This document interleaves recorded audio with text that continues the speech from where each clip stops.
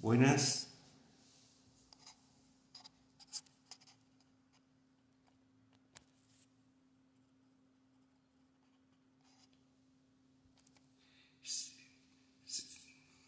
Bueno, gloria a Dios. Una alegría poder estar compartiendo con ustedes aquí de Goya, quien les habla el evangelista Gabriel Sade. Es una alegría para mí poder tener esta oportunidad de compartir con toda la iglesia este momento, mientras que se agregan agradecidos a todos aquellos que están del otro lado, que están compartiendo este tiempo tan lindo. Recién viendo a Elías Chávez de Corriente que estaba cantando unas hermosas alabanzas para Dios. Y es una alegría para mí poder tener esta oportunidad y también saber que son tiempos difíciles, son tiempos donde hay mucha necesidad, donde Dios está cerca. Una de las características de Dios es ser un Dios de misericordia, un Dios de compasión. Gracias por los saludos que están pudiendo enviar a través del Facebook. La verdad que mientras que se van agregando más, es solo dar gracias a Dios. Gracias a Dios porque hoy podemos tener esta forma de comunicarnos, esta forma de estar juntos, esta forma de tener comunión a pesar de la distancia. No solo aquí en la provincia de Corrientes, hermanos de otros lugares como de Buenos Aires, estaba el pastor Nadeo, también estaba compartiendo en algunos cultos hermanos de Tucumán. Y es realmente hermoso saber que no a la iglesia del Señor nada le va a impedir ni obstaculizar estar juntos y en comunión, adecuado a la realidad de hoy, ¿no? Como dice el Salmo 100, cuán bueno y delicioso es estar los hermanos juntos y en armonía. Yo creo que en ese pasaje está contemplado toda la omnisciencia de Dios, porque para Dios ya estábamos unidos de esta manera a través del internet, cuando nosotros ni siquiera humanamente pensábamos de que esta podía ser una manera más de estar juntos. Pero como siempre dicen el pastor Alberto, el pastor Nicolás, Pablo, el presbítero de la iglesia, y también Cristian, es la posibilidad de que nosotros tengamos también nuestra reunión familiar, nuestro culto familiar, donde podamos de una u otra forma buscar a Dios, porque son tiempos donde tenemos que buscar a Dios. Son tiempos donde tenemos que saber que Dios está más cerca que nunca. En estos tiempos difíciles, la palabra de Dios no escasea, la palabra de Dios abunda. Y esa es una de las cosas lindas que Dios nos permite. También tener a través de los medios de comunicación, programas radiales de distintos lugares del país, de la Iglesia Asamblea de Dios de Flores, y poder compartir esta oportunidad. Bien, mientras que se siguen agregando hermanos, ahí lo ve el pastor Chávez también, que Dios le bendiga, pastor. Es una alegría para mí poder compartir este momento. Venía unos cultos atrás, tuvimos la oportunidad de hablar de este gran hombre de Dios, de este gran rey llamado David, de cómo Dios lo escogió, pudimos ver en la palabra sus características, de cómo Dios lo fue preparando a través de la distinta etapa de su vida para el lugar a donde Él lo había llamado y había designado con un propósito específico. Y hoy, con la ayuda de Dios, vamos a compartir cómo Dios puede usar una persona y cómo puede transformarla. Y cuando digo una persona me refiero en la condición en que uno puede llegar a encontrarse con el Señor. Porque David, ese joven que fue preparándose para ser rey, Dios estuvo tratando con él. Llegó hasta la cueva de Adulam, que dijimos que era un lugar de reposo o un lugar de refugio, que también es un tipo de Cristo. Pero hoy vamos a compartir con qué persona se encontró ahí, con qué tipo de persona. Y si usted, amigo o hermano que está compartiendo en este momento, se encuentra en una situación difícil, como algunos de estos que estuvieron en la cueva de Adulam, yo me imagino a muchas personas, ¿no? Si quisieran tener este tipo de miembros dentro de la congregación. Pero fíjese lo que Dios puede hacer, porque a muchos, yo creo que no muchos, sino a todos nosotros, cuando Dios nos encontró, cuando tuvimos la oportunidad de escuchar la palabra del Señor, cuando alguien nos habló de que Dios nos ama, porque Dios es amor, y nos dijo de que Él quería cambiar nuestro, como dice un salmo, nuestro lamento en felicidad, cuando entendimos lo que Dios hizo por amor a nosotros, al enviar a Jesucristo, y cuando entendimos también que podríamos aprovechar esa oportunidad de estar en comunión con Dios, pidiéndole el perdón por nuestro pecado. Nuestra condición no era una condición quizás de las mejores. Excepcionalmente, siempre Dios nos llamó en una situación difícil, incontrolable, donde nosotros por sí mismos no podíamos salir solos. Y eso es lo bueno y lo grande del Señor, que en esa condición es como encontrar, aplicando algo, hace un tiempo atrás vi a un joven que fue a un basurero y encontró un cuchillo, todo con herrumbres, por el óxido, y este joven lo llevó a su casa porque él, cuando vio ese cuchillo, vio la calidad de ese cuchillo. Entonces en su casa lo fue trabajando y lo fue puliendo, le fue sacando todo aquello que estaba perjudicando ese cuchillo. Cuando terminó su obra, salió un cuchillo nuevito, 0 kilómetros. ¿Hasta dónde Dios, usando esas habilidades en el hombre que le dio esos talentos, cuánto más el Señor puede trabajar con nosotros? Y entonces podemos, si usted me permite, compartir ahí en 1 de Samuel, capítulo 22, ya que ya ha dado un tiempo suficiente para que muchos se puedan agregar. Vamos a leer la palabra de Dios y vamos a leer, dice así en 1 de Samuel, capítulo 22, yéndose luego David de allí, huyó a la cueva de Adulam, y cuando sus hermanos y toda la casa de su padre lo supieron, vinieron allí a él. Y presta atención, y se juntaron con él todos los afligidos, y todo el que estaba endeudado, y todos los que se hallaban en amargura de espíritu, y fue hecho jefe de ellos, y tuvo consigo como 400 hombres. Qué tremendo momento, en una cueva, en un lugar que es una cavidad que se arma en la piedra, en la roca. 400 personas con estas características. Hay una palabra que se repite en cada una de ellas, todos. Y cuando hablamos todos es que ninguno era una persona diferente, o todos tenían problemas, algo común entre este grupo, todos tenían algún tipo de problemas. Y el líder también tenía un problema, el que fue elegido jefe de ellos. Eran como 400 personas. Imagínense a David que encima venía huyendo de Gat, porque, y que encima, no solo de Gat, sino del rey Saúl. Y después de huir de Saúl porque lo quería matar, ir al territorio enemigo para que el rey de Gat también evitar que lo mate, hacerse pasar por loco. Imagínense llegar a la cueva. Primero habían venido su familia, pero encontrarse con este tipo de características de personas. Afligidos, endeudados, amargados de espíritu. Yo me imagino el rostro de eso. Si le pregunto a algún pastor, ¿le gustaría tener este tipo de congregación? Y el pastor que ama a sus almas, por supuesto, que va a trabajar y va a saber que Dios puede hacer un proceso tremendo y maravilloso. Pero a nadie le gustaría tener este tipo de personas, ver en sus caras y en sus semblantes nomás todo lo que estaban sufriendo. La primera impresión que tenemos ahí es las características de personas con problemas grandes, con problemas terribles, y también saber de que en su situación fueron a ese lugar, ¿en busca de quién? En busca de David, el rey. Ahora, qué bueno es saber que ese rey que tuvo una victoria en el pasado, tan próximo y tan cerca, esa victoria le trajo problemas, pero porque el monarca a quien él de alguna manera lo honró venciendo a Goliat, ahora lo perseguía por los celos. Y cómo Dios puede usar esas personas para hacer cosas grandes. Eso es lo bueno y lo maravilloso del Señor, que cuando Él quiere hacer algo, nada lo puede impedir. Uno puede decir, qué locura, ¿no? haciendo todas las cosas bien, honrando a quien deba honrar, lo persigan para destruir y para matar.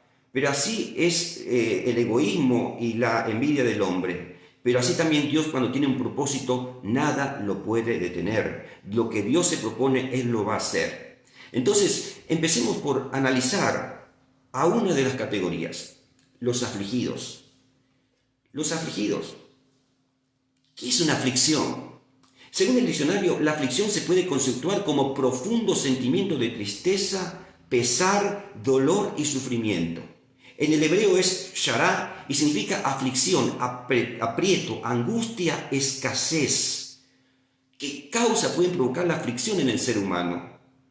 ¿En qué situación nos podemos encontrar ante este flagelo o este estado que yo creo es un estado emocional y mental? Así se encontraban un grupo de personas en una situación de angustia. Es solo ir por la calle y ver la cara de muchas personas, de cómo están bajo la aflicción. Una aflicción que muchas veces puede provocarse. De acuerdo a la psicología, por lo menos, hay 3 situaciones que provocan aflicción en los seres humanos. Una de ellas es la pérdida de un ser querido, el padre o la madre, un esposo, una esposa, un hijo. Y quizás alguno de los que estaban aquí había perdido a un ser querido, como quizás eran allegados a David, y quizás de aquellos que se unieron a él después que venció a Goliat.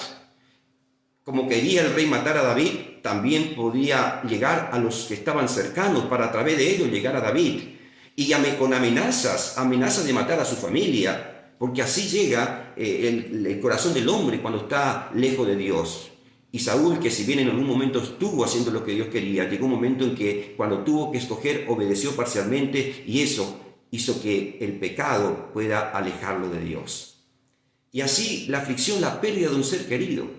Y cuando hablamos de pérdida, no tengo mejor ejemplo, hay muchos en la Biblia, pero el de este hombre llamado Job, uno que realmente padeció la aflicción, un hombre próspero, un hombre que según el libro de Job, porque el libro de Job fue, según alguno, escrito por Moisés y es más o menos contemporáneo al Pentateuco, un hombre que obtuvo su prosperidad con características particulares y especiales.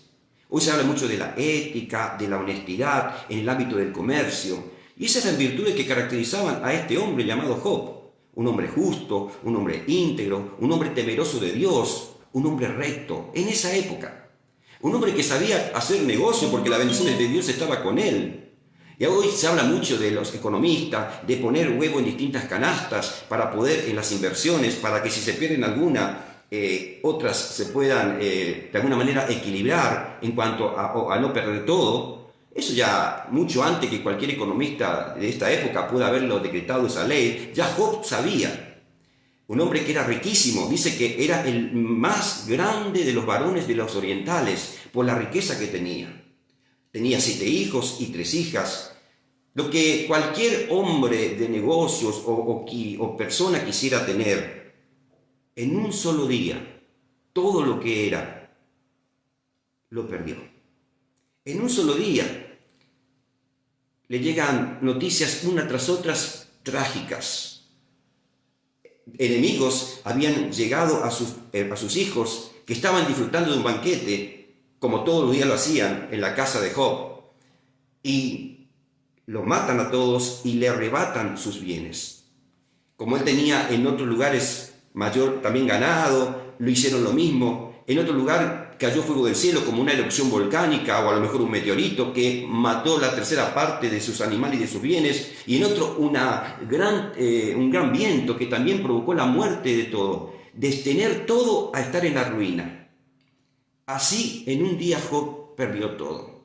¿Qué haría usted, mi amigo, si de un día para otro pierde todo lo que tiene? ¿Qué haría usted que tiene plata en el banco, tiene un negocio próspero y de un día para otro en esta crisis? Hoy la economía está pensando que toda esta crisis va a hacer que muchos de empresas y de particulares se puedan iniciar porque no pueden recaudar lo suficiente para seguir subsistiendo. ¿Qué harían esas personas si de un día a otro pierden todo lo que tienen? Fíjese lo que hizo este hombre de Dios, que era justo, íntegro, recto y temeroso de Dios. En el capítulo 1, versículo 20 al 22, dice que después de haber recibido esas noticias trágicas y tristes y saber que lo había perdido todo, él se levantó, rasgó su manto, rasuró su cabeza, se postró en tierra y adoró. ¿Usted sería tan valiente de adorar a Dios en medio de esa situación de perder la familia y de perder todos los bienes?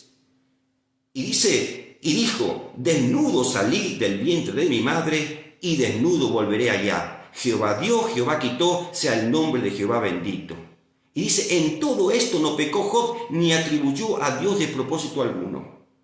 En esas situaciones, cuando estamos bien nos olvidamos de Dios, pero cuando estamos mal le culpamos a Dios. O algunos en la humildad dicen, bueno, si Dios permitió es porque tiene un propósito con mi vida.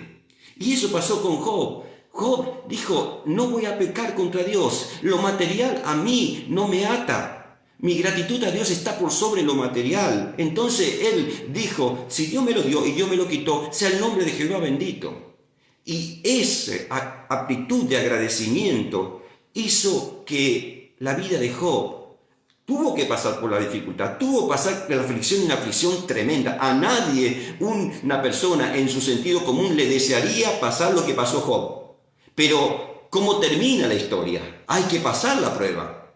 Si usted mira el capítulo 42 del libro de Job, se va a dar cuenta lo siguiente. Me encanta esta palabra en el versículo 10 del capítulo 42 de Job. Dice, y que quitó Jehová la aflicción de Job cuando él hubo orado por sus amigos. Y quitó Jehová la aflicción de Job. Dios es el único que puede quitar la aflicción de aquel que está pasando alguna situación, alguna tristeza, alguna angustia, alguna escasez, alguna situación límite. Dios es el único que lo puede quitar. Y lo que sigue es maravilloso, porque dice que Dios aumentó al doble todas las cosas que habían sido de Job. O sea, él con su gratitud y con su rendición y adoración a Dios, Dios le devolvió el doble. Y si usted mira, le pido que si usted lo quiere hacer después, el capítulo 1 de Job y el capítulo 42, versículo 12 y 13 de Job, se va a dar cuenta que el doble de lo que perdió, Dios se lo restituyó.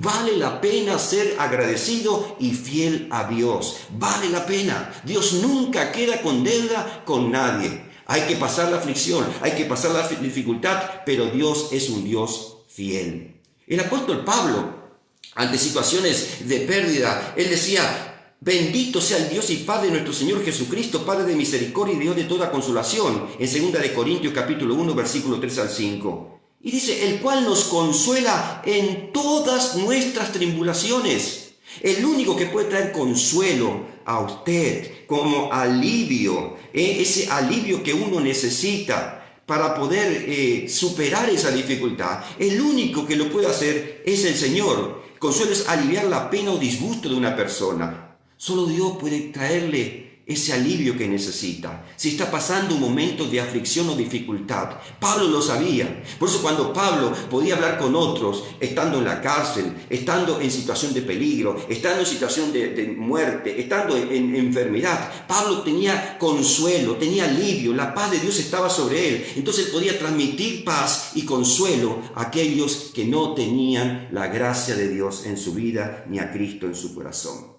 Otro que también sufrió aflicción es Mefiboset. Mefiboset era el hijo de Jonatán y a su vez el nieto del rey Saúl. Un hombre lisiado, porque según la psicología, otras de las causas que provocan aflicción es la enfermedad o la discapacidad. ¿Sabe lo que significa Mefiboset en el hebreo, en la etimología, la palabra? Eso está ahí en el libro de Samuel, en la primera carta de Samuel, ya le voy a indicar más adelante. Le quiero ir un poco más rápido, por eso le voy a decir quién era Mefiboset. Significa el que esparce o difunde vergüenza o destrucción. Un lisiado, una persona con problemas en los pies. Cuando era niño, huyendo, la criada lo tenía en su brazo, se le cayó, se le rompen los pies. Y él después fue marginado por ser el hijo de Saúl. Cuando David ascendió al reinado, y llega a la ciudad, David lo primero que hace por el pacto que hizo con Jonatán, que era su amigo, que era hijo de Saúl, ¿hay algún familiar de Jonatán? Y dice, sí, está Mefibosé, vivía marginado en la casa de tal, y bueno, manden a buscarlo. Y apenas lo encuentra Mefibosé, a este hombre que tenía una discapacidad física, él le dice, por amor a Jonatán, te voy a restituir lo que te fue quitado. Y te voy a dar la posibilidad de que estés en mi mesa todos los días.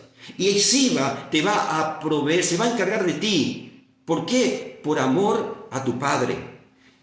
Y eso es lo que Dios hace con nosotros cuando estamos en la aflicción. Yo no sé si usted tiene alguna enfermedad o algún problema de salud y a usted lo avergüenza eso que está padeciendo. Dios quiere traer alivio a tu vida. Dios quiere darte fuerza. Dios quiere decirte que así como el rey David se ocupó de Mefibosé, Dios quiere ocuparse de ti. Dios quiere decirte que puede fortalecerte. Él quiere que también tú participes de la comunión con Él. Porque participar de la mesa de tener comunión con el rey, ahora es un rey más grande que el rey David. Ese rey se llama Jesucristo. Y quiere que también tú participes de su mesa, que puedas participar de la comunión con Él. Y no te va a dejar solo. Tiene el Espíritu Santo para que donde tú te encuentras, Él pueda ayudarte a poder seguir adelante. Jesús dijo, no les voy a dejar solo. Voy a ir, pero voy a enviar el Consolador, otro Consolador, el Espíritu de verdad. Él les va a guiar a toda verdad. Él puede traer alivio a tu vida a través del Espíritu Santo. La tercera causa en la Biblia que también provoca aflicción es la crisis. La crisis que se desarrolla relacionada con la edad en desarrollo que existe en la vida de las personas. La crisis es una situación grave y decisiva que pone en peligro un desarrollo de un asunto o de un proceso. Es una situación difícil e incontrolable para una persona. Y tú quizás estás pasando crisis, problemas. Si yo tuviera hoy al apóstol Pablo, le diría, Pablo, contame de tu vida. ¿Tuviste problemas? Y Pablo, seguro, el apóstol, mirando con una sonrisa, diría, claro que las tuve, pero nada me privó de seguir a Cristo. Y si sabe lo que dice en 2 Corintios, capítulo 4, versículos 7 a 10, que el apóstol Pablo escribió lo siguiente, pero tenemos este tesoro en vaso de barro, para que la excelencia del poder sea de Dios y no de nosotros. Él reconocía su pequeñez y después dice que estamos atribulados en todo, mas no angustiados, en apuros, mas no desesperados, perseguidos, mas no desamparados, derribados, pero no destruidos, llevando en el cuerpo siempre por todas partes la muerte de Jesús, para que también la vida de Jesús se manifieste en nuestros cuerpos. Si no pasé crisis, pasé tribulación, pasé angustia, pasé apuro, me persiguieron, varias veces me quisieron matar, momentos de crisis, pero nada me impidió seguir a Cristo. Yo sabía quién me llamó, yo sabía que también iba a pasar por dificultades, por momentos en el cual quizás hasta iba a estar solo, pero Dios nunca me dejó. Él siempre ha estado conmigo. Por eso él podía decir lo que recién le he leído.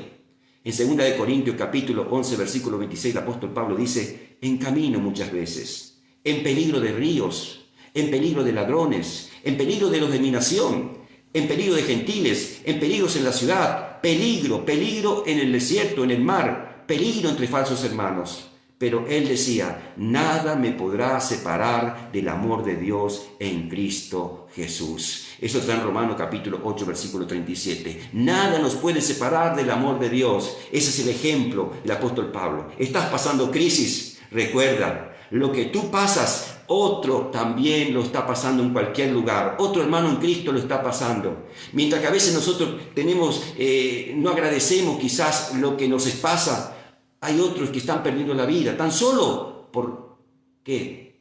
Tan solo por decir, yo no voy a negar a Jesús. Qué valiente es poder seguir adelante en medio de las crisis. El otro tipo de persona era endeudados. La deuda es una obligación que tiene una persona de pagar o devolver una cosa, generalmente dinero. ¿Qué es la deuda? La deuda es una esclavitud.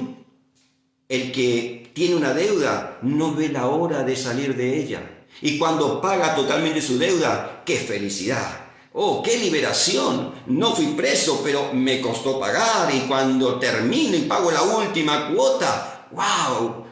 Un problema menos. Soy libre de la deuda. De hecho, la Biblia dice eso en el libro de Proverbios, capítulo 22, versículo 7. El rico se enseñorea de los pobres y el que toma prestado es siervo del que presta. La deuda es una esclavitud. En la Biblia, en los tiempos bíblicos, la deuda se pagaba con prisión.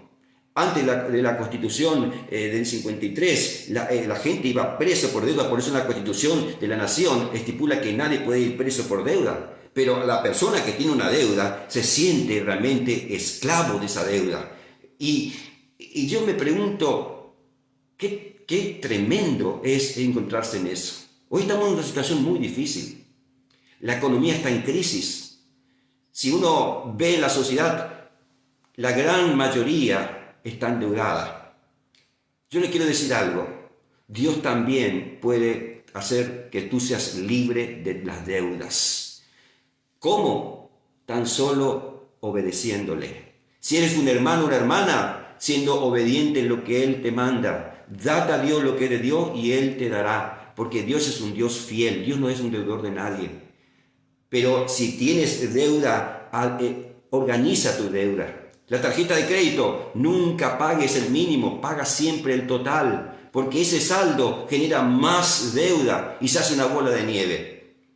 Dios no está en contra de la tarjeta, pero sí, si la tarjeta te maneja a vos, déjala. Tiene que tener tu dominio propio también sobre la tarjeta. Pero cuando hablamos de deuda, viene a mi memoria un pasaje en el libro de Lucas, capítulo 7, versículo 36 en adelante. Un hombre era Simón, un fariseo. Un hombre que tiene un deseo de invitar a Jesús a su casa. Como hombre religioso, cuando venía una persona especial o reconocida, él invitaba a todos los vecinos. Y si había indigentes, podían ir, porque la puerta de la casa se abría para todos. Había una persona importante que estaba visitando la casa, y en este caso la casa de Simón. Simón hizo pasar a Jesús, porque él era el invitado principal. Le permite a Jesús que se siente a poder disfrutar de la comida, del banquete que él había preparado. Y también ingresó una mujer. Esta mujer que quizás todos cuando la vieron se sintieron un poco cierto desprecio por su condición y por lo que ella era. Porque la Biblia era una mujer pecadora, una mujer que ejercía la prostitución, una mujer que tenía una cuestionada moral. Ella también pudo ingresar porque a nadie se le privaba el ingreso. Nada más que lo que ingresaban tenían que quedarse contra la pared, porque el invitado y el dueño de casa o los invitados especiales estaban en el centro y se sentaban como si fueran recostados para participar del banquete. Mientras que Jesús estaba ahí sentado, esta mujer por detrás se acerca, libera su pelo y empieza a llorar incesantemente y con sus lágrimas limpia los pies del Señor. Y después lo unge con perfume al Señor. Y Simón, que estaba ahí, le dice, si este hombre fuera justo, sabía quién es esa mujer. Él lo dice en su interior. Y Jesús, que conoce el corazón, le dice, Simón, tú me invitaste a tu casa. Y antes le dice, Simón, un hombre tenía 2 deudores. Dice ahí en el capítulo 7, un acreedor tenía 2 deudores. El uno le debía 500 denarios y el otro le debía 50. Y le dice, no teniendo ellos con qué pagar, perdonó a ambos. Dime pues, ¿a quién amará más el acreedor? Perdón, ¿a quién amará más? Y respondió, pienso que aquel a quien perdonó más. Y él le dijo, rectamente ha juzgado. Él es rápido para juzgar esta situación, pero para juzgar al otro. Pero yo te voy a decir algo, le dijo Jesús. Tú me invitaste a tu casa. Yo entré y ni siquiera me diste un beso.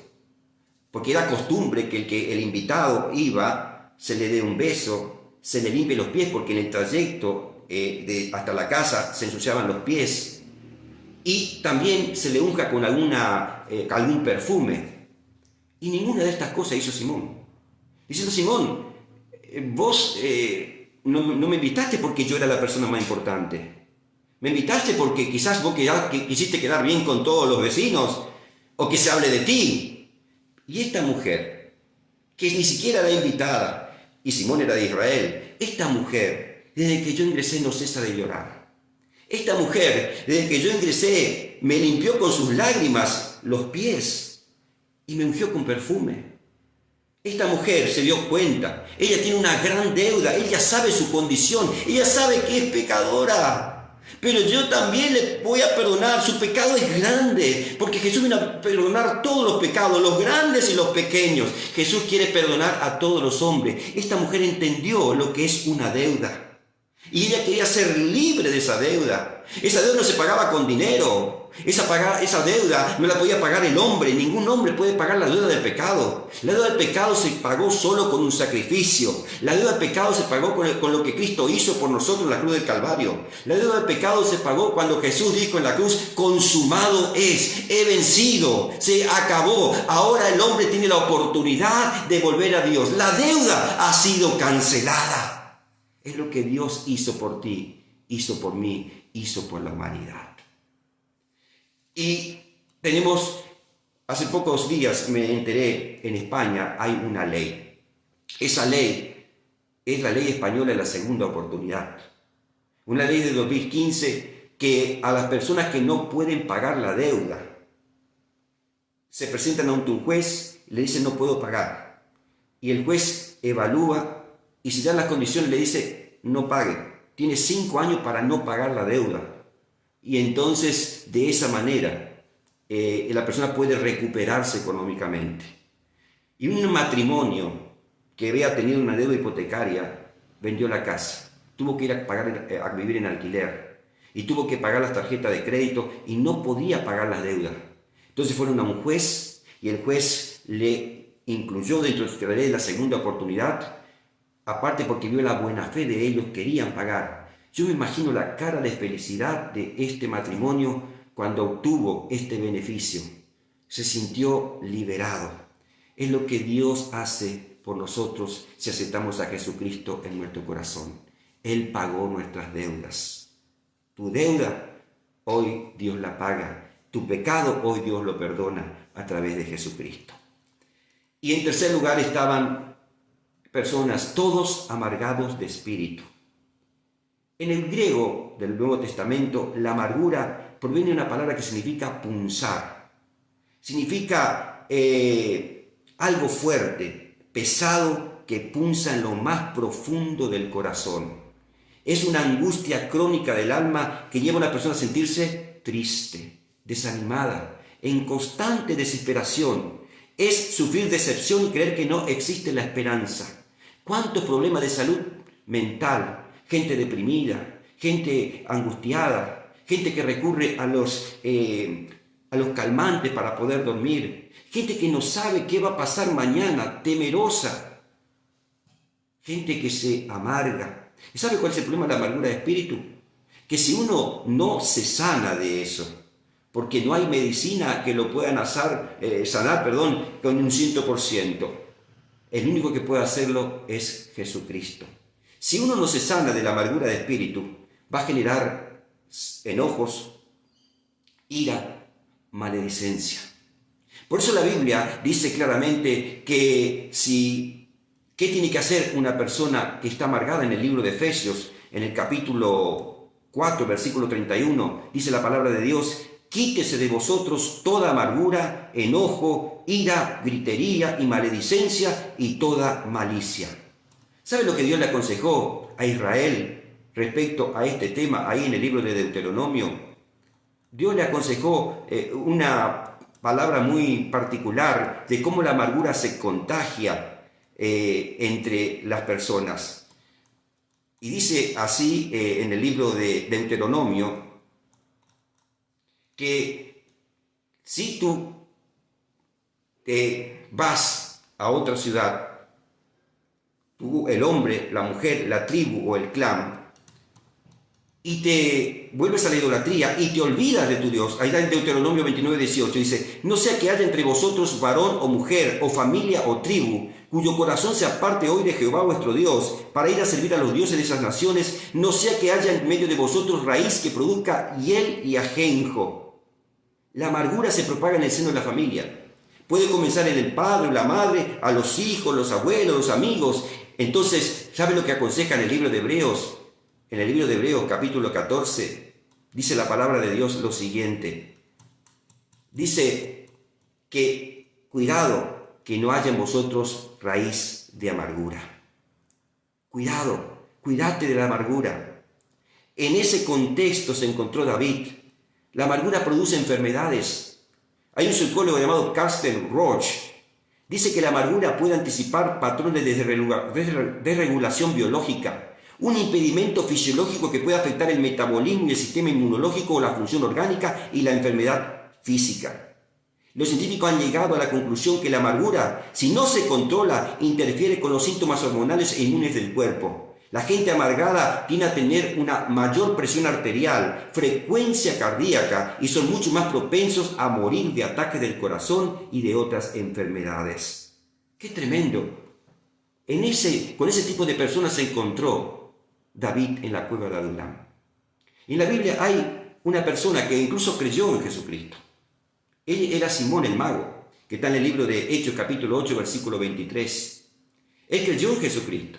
Cuando Felipe llegó a Samaria, él fue uno de los que, viendo lo que Dios hacía por medio de Felipe, se convirtió a Cristo. Pero ¿sabe qué? No fue una conversión de corazón.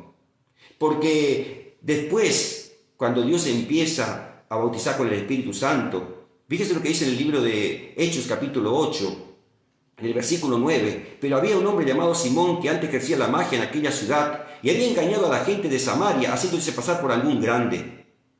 A este oía atentamente todos, desde el más pequeño hasta el más grande, diciendo: este es el gran poder de Dios. La gente estaba cautivada por Simón el mago. Dice el versículo 13: también creyó Simón mismo cuando Felipe fue allí a predicar, y habiéndose bautizado, estaba siempre con Felipe, y viendo las señales y grandes milagros que se hacían, estaba atónito.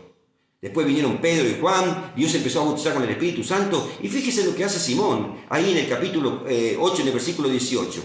Cuando vio Simón que el apóstol Pedro y Juan oraban y recibían el Espíritu Santo, dice el versículo 18, les ofreció dinero, y diciendo: dame a mí también ese poder, para que cualquiera a quien yo impusiere las manos reciba el Espíritu Santo. Él quería llevar lo que Dios, el poder de Dios, al reino de las tinieblas.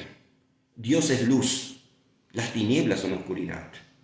Entonces el apóstol Pedro le dijo: tu dinero perezca contigo, porque has pensado que el don de Dios se obtiene con dinero. No tienes tu parte ni suerte en este asunto, porque tu corazón es recto delante de Dios.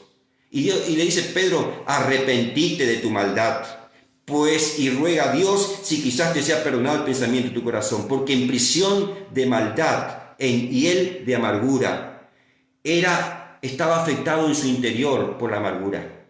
No se convirtió a Cristo. La amargura dominó su vida. Yo no sé cuál es tu situación hoy, pero sí te puedo decir esto: solo Dios puede sacarte y librarte de eso. ¿Cómo terminaron estos hombres? Los valientes. Fueron los valientes de David. En el libro de Segunda de Samuel, capítulo 23, versículo 8 al 39, habla de los valientes. Y entre ellos estaban aquellos que comenzaron siendo afligidos, endeudados y amargados de espíritu. Ellos fueron los que obtuvieron grande victoria para David. Ellos fueron a quien Dios usó para vencer a los enemigos en cantidad. Dios puede cambiar tu situación. Por eso que la Biblia dice ahí en el libro de 1 Corintios, capítulo 1, versículo 26 al 29. Recuerden, amados hermanos, que pocos de ustedes eran sabios a los ojos del mundo o poderosos y ricos cuando Dios les llamó. En cambio, Dios eligió a lo que el mundo considera ridículo para avergonzar a los que se creen sabios. Dios escogió lo despreciado por el mundo, lo que se considera como nada, y lo usó para convertir en nada lo que el mundo considera importante, Como resultado, nadie puede jamás jactarse en presencia de Dios. El que se gloría, gloríese en el Señor. Lo vil, lo menospreciado, lo que no tiene valor para el mundo, Dios lo escogió para hacerlo un vaso útil. Por eso es que en la iglesia del Señor, lo que hemos tenido el privilegio de aceptar a Cristo, lo hemos conocido en un momento difícil. Estábamos muchos de nosotros como estaban los 400 hombres en la cueva de Adulam, amargado de espíritu, afligido por las dificultades, endeudados en lo económico y también en otras áreas de la vida. Pero Dios, que es un Dios fiel, hizo un milagro en nuestras vidas. Quitó la aflicción. Por eso, como decía David, en el día que temo, en ti mi Dios confío. Invócame en el día de la aflicción, yo te voy a librar y tú me vas a honrar. Qué hermoso es honrar al Señor con nuestra vida cuando pudimos entender de dónde Dios nos rescató. Es lo que Dios quiere hacer contigo, mi amigo. Es lo que Dios quiere hacer contigo, mi amiga. Quiere darte la oportunidad de ser perdonado, de sacarte de la condición en que te encuentras. Dice la Biblia, si el Hijo os libertare, seréis verdaderamente libres. Y conoceréis la verdad, y la verdad os hará libres. Si es tu decisión ser libre de lo que te aflige, de lo que te amarga, o incluso de eso que se ha vuelto una esclavitud en tu vida, que son las deudas que tiene, hay alguien que está hoy atento a tu oración. Él está dispuesto a ayudarte. Y siempre me acuerdo de un salmo muy lindo, el Salmo 40. El salmo que dice, pacientemente esperé a Jehová, y se inclinó a mí. Oyó mi clamor, y me sacó del lodo cenagoso. Puso mis pies sobre peña, y enderezó mis pasos. Pacientemente esperé en el Señor. Estaba en un pozo oscuro, y se estaba echando a perder en ese lugar. Pero él clamó a Dios. Clamó a Dios y Dios le sacó y le puso en un lugar seguro. Ese es el lugar que Dios tiene para ti. Si es tu decisión aceptar a Jesús en tu corazón, ahí donde estás, te pido que puedas repetir conmigo esta oración. Si estás manejando, detente por un momento para que no provocar ningún tipo de accidentes. Y ahí donde estás, quiero decirte que puedas invitar a Jesús a entrar en tu vida. Él dijo, en el mundo tendréis aflicción, pero confiad, yo he vencido al mundo. Entonces, repite conmigo así. Amado Dios, he oído tu palabra. Tu palabra es verdad. Señor, estoy afligido, estoy atribulado, estoy con amargura en mi corazón.